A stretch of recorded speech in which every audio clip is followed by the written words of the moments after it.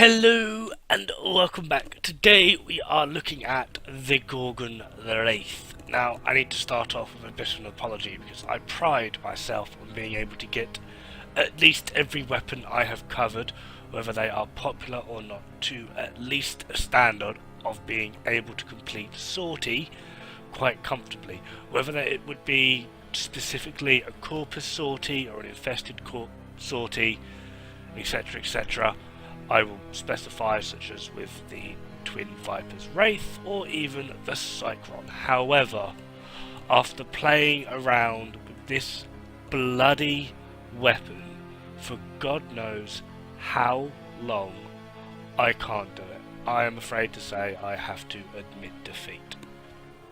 Does that mean this is a bad weapon? Well, probably in the eyes of, near enough, everyone, yeah, pretty much. The Gorgon family aren't exactly held in the highest regards, but to be honest, everyone always gets them because those bloody heavy gunners rinse you something chronic the higher the level you go, or even when you first start playing the low level ones, they absolutely nuke you with this weapon.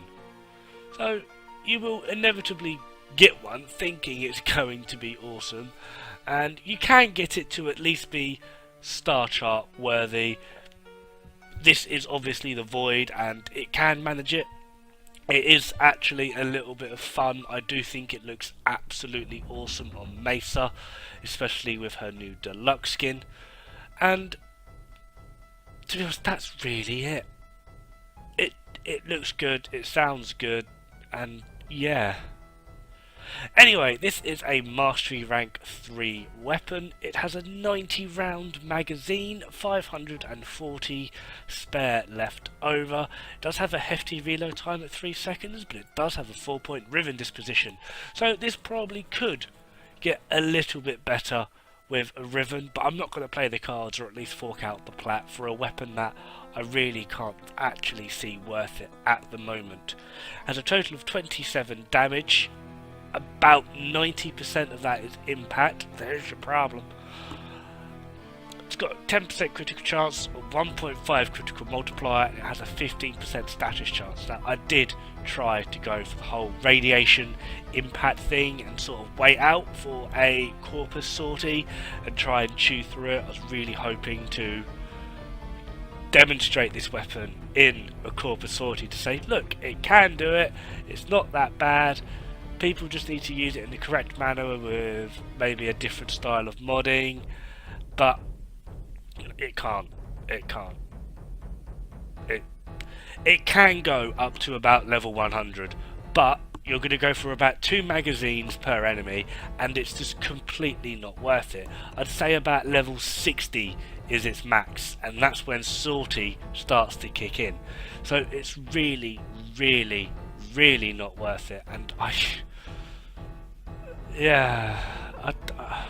want to like it, I really do, and I think I want to like it because I can't get it good enough. But perhaps you can, perhaps you have a decent riven for it, and perhaps if you do, maybe you want to give me a shout and just say, you know, these stats, or perhaps even a different build. If you can have a recommendation for a different build, I would happily do a retake on this weapon. So far it's the one that has beaten me.